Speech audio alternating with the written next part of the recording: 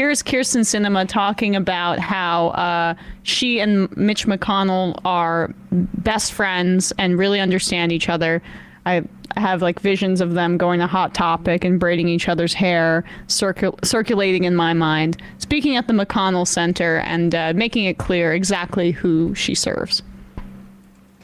So, hi, Senator Sinema. Thank you for being here with us today. My name is Madeline, and I'm a staff member with the McConnell Center, and I'll now take us into the Q&A portion. First, you touched on this in your talk, but can you expound on why you hold such support for the filibuster, especially when many others in your party have opposing views? That's such a great question, Madeline. You know, Senator McConnell mentioned this in his opening remarks, and I mentioned it in my remarks as well.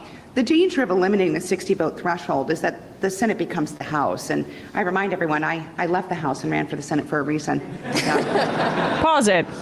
Okay, this is very important to understand. The House has its problems. The House has birthed things like the Freedom Caucus, Marjorie Taylor Greene, Lauren Boebert. They're all members of the House. But the House is a lot more of a direct and also I should say the seats that comprise the House are subject to a lot of gerrymandering and are not necessarily representative of the individual communities that they're supposed to serve. It's a hell of a lot more democratic and representative than the Senate, where we have a 50-50 split, 50 Democrats, 50 Republicans. The 50 Democrats represent 40 million more Americans than the 50 Republicans because, you know, Montana gets 2 Senate seats, so does California, for example. So and plus, on top of it, it serves as a hamstring on the more democratic representation of the House because of the filibuster, which is only circumvented for budgetary purposes and through reconciliation. The filibuster ends a great majority of the legislation coming out of the House because it's meant to be there as a gatekeeper for actual representative democracy. And that is what she's lauding here. Especially when many others in your party have opposing views? That's such a great question, Madeline.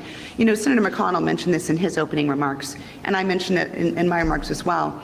The danger of eliminating the 60-vote threshold is that the Senate becomes the House. And I remind everyone, I left the House and ran for the Senate for a reason. Yeah. It was less I remember democratic. my early years. I served for 6 years in the House of Representatives. And I remember being so frustrated during those 6 years because it felt like every time there was a big bipartisan solution that needed to happen, the Senate just kind of came up with a solution and then gave it to the House and we just ate it. And that's why I ran for the Senate.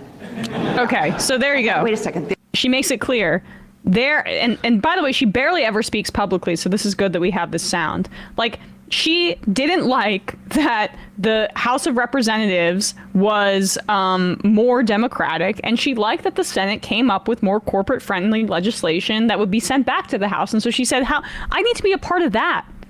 I need to be central in that effort. And she also just like completely, in that time period, rebranded herself as a politician from like more just kind of girl boss, stand your Democrat to as corporate and centrist as you possibly could. This is the former member of the Green Party that's speaking right now. Yeah, I mean, she oddly, like, that's a problem I have with the House too, is that it's too deferential to the Senate. Right. Like, they should flex more. I don't know how she cited that as like, I'm a little bit confused by that. Like, the problem with the House is that like often it can just be used for grandstanding because they know that the Senate is there to stop anything. No, but she's speaking about that like she's speaking about the Senate and the legislation that comes out of it as something that she wishes the House would cook up. Right. Because they're the ones really crap. getting things done, which is such reverse logic. The reason that the House has to kind of be more deferential to the Senate is because of the filibuster. Right. The Senate has the ability to kill whatever comes out of the House when they decide,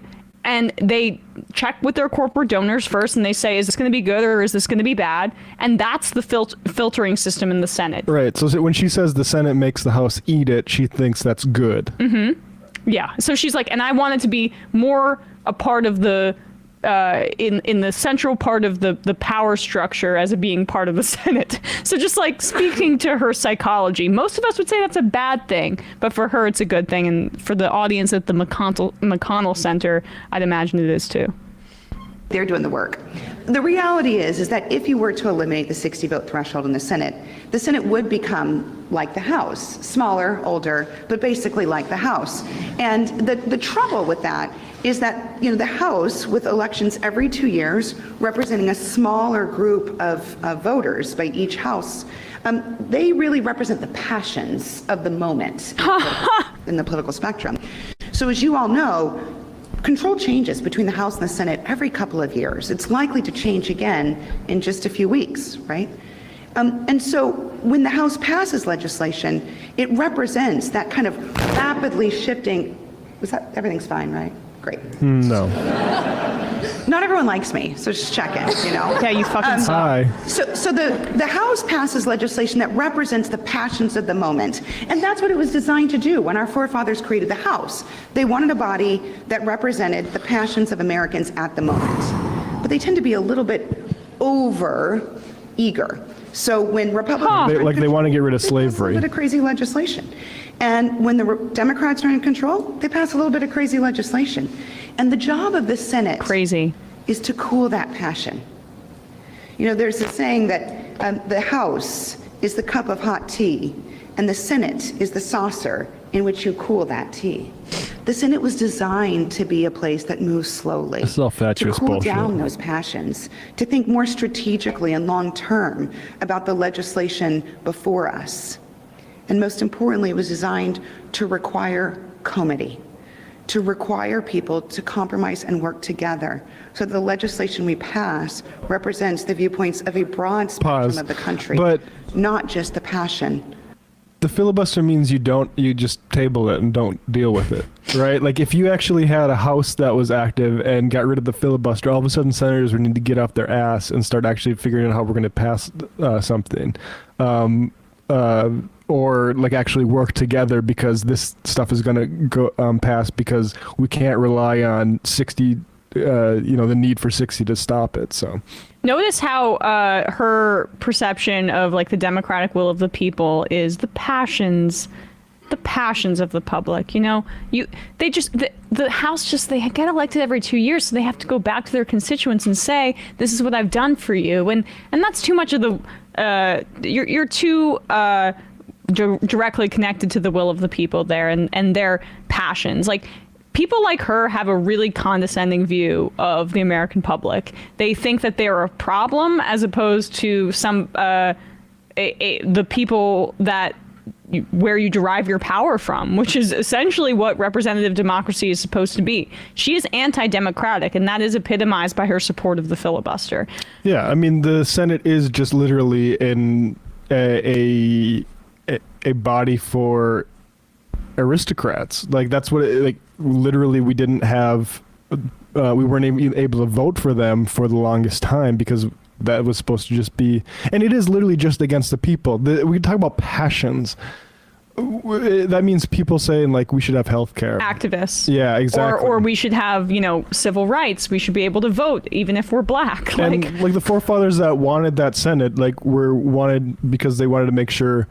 Literally, you could not even talk about slavery in the Senate in like the 1830s. It took like one of the Quincy Adams, I think it was, finally like challenged the gag rule, but the Senate was there to stop that sort of thing and saying like, hey, if anybody says, like a lot of people were in the first like 50, 25 years of the American Republic saying, hey, we should maybe do something about slavery because it's kind of inconsistent.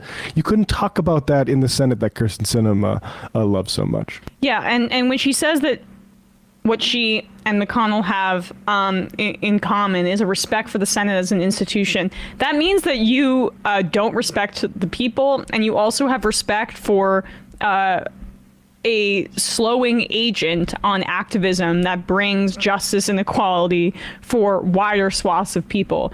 The institution that you respect is one that slows progress and hurts people actively through austerity measures and through holding back representative direct democracy. There's nothing laudable about respecting the Senate as an institution. The Senate, as I've said, should go the way of the House of Lords in the United Kingdom and should be a ceremonial body that does not actually have a tremendous effect on legislation in the way that it does now. Because she's right that the Senate wields more power than the House. And there's something that's fundamentally wrong with that. That's a choice by the powerful. Yeah. And the filibuster, when she has reverence for it, as we've said, is a relic of Jim Crow. So, people have a hard time understanding that. But when she talks about how the House is more,